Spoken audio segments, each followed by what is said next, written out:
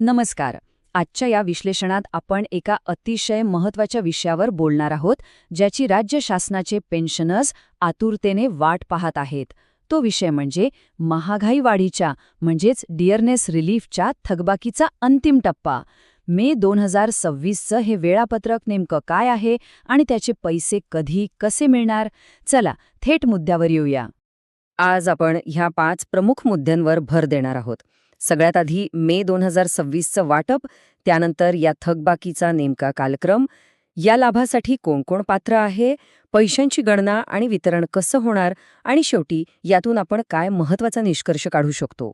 तर सगळ्यात आधी पाहूया आपला पहिला आणि बहुधा सर्वात उत्सुकतेचा मुद्दा, मे 2026चं हे प्रत्यक्ष वाटप.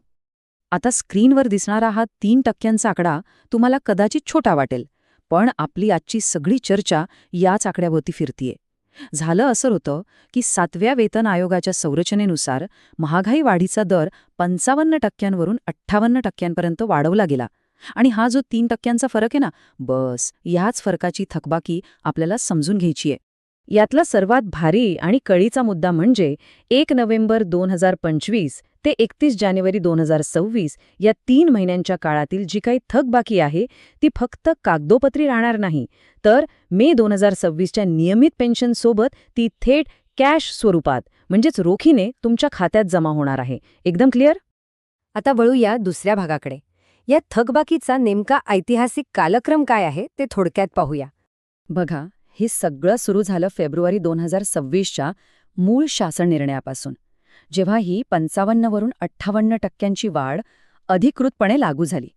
मग काय झालं तर मार्च 2026मध्ये जुलै ते ऑक्टोबर 2025 या 4 महिन्यांची थकबाकी दिली गेली. हा झाला पहिला टप्पा. आणि आता उरलेले जे 3 महिने आहेत म्हणजेच नोव्हेंबर 2025 ते जानेवारी 2026 त्याची पूर्तता करण्यासाठी हा मे 2026चा फायनल निर्णय आलाय. एकदम परफेक्ट सिक्वेन्स नाही का? इथे तुम्हाला एक अगदी स्पष्ट चित्र दिसेल. जुलै ते ऑक्टोबरचे पैसे आधीच मिळालेत. नोव्हेंबर ते जानेवारीचा जो प्रलंबित टप्पा होता तो आता मे महिन्यात क्लिअर होईल.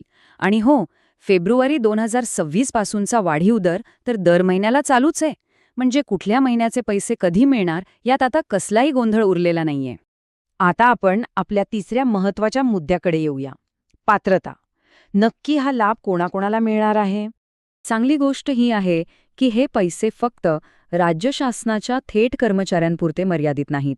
यात राज्य शासनाचे पेन्शनर्स आणि फॅमिली पेन्शनर्स तर आहेतच, पण त्यासोबतच मान्यताप्राप्त आणि अनुदानित शैक्षणिक संस्था, कृषी आणि अकृषी विद्यापीठे, संलग्न अशासकीय महाविद्यालय आणि हो, जिल्हा परिषदांचे निवृत्ती वेतनधारक देखील ह्या लाभासाठी पूर्णपणे पात्र आहेत.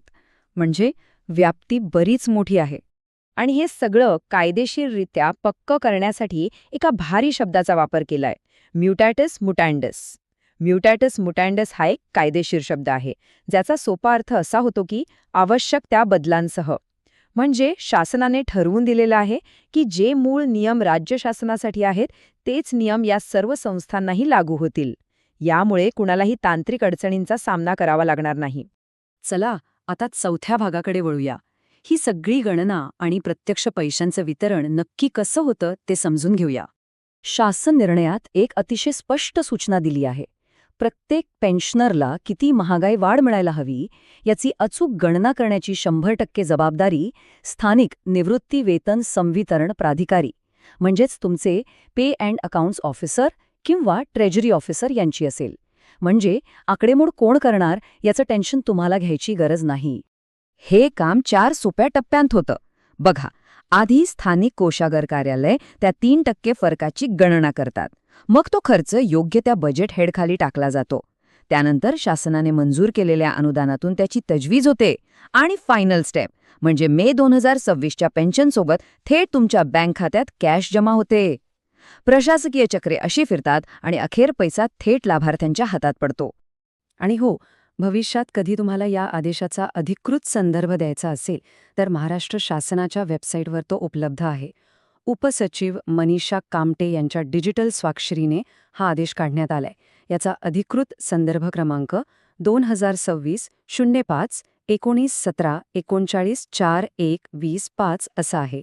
हा क्रमांक तुम्ही नक्की नोंदवून ठेवू शकता. आता आपण आलो आहोत आपल्या आजच्या विश्लेषणाच्या अगदी शेवटच्या टप्प्यावर, आपला अंतिम निष्कर्ष. सगळं समजून घेतल्यावर आता एकच महत्वाचा प्रश्न उरतो. या फायनल थकबाकीचे पैसे जर वेळेवर आणि विनाअडथळा हवे असतील, तर तुमचे सगळे वैयक्तिक तपशील स्थानिक कोषागारात अप टू डेट आहेत ना? कारण अंतिमतः सगळी जबाबदारी स्थानिक अधिकाऱ्यांचीच आहे. त्यामुळे कागदपत्रांची पूर्तता वेळीच करा, जेणेकरून मे महिन्यात पेन्शन आणि थकबाकीची रक्कम थेट तुमच्या खात्यात जमा होईल. प्रशासकीय तयारी तर झालीये. आता फक्त मे महिन्याची प्रतीक्षा आहे. आजच्या या विश्लेषणात सहभागी झाल्याबद्दल खूप खूप धन्यवाद.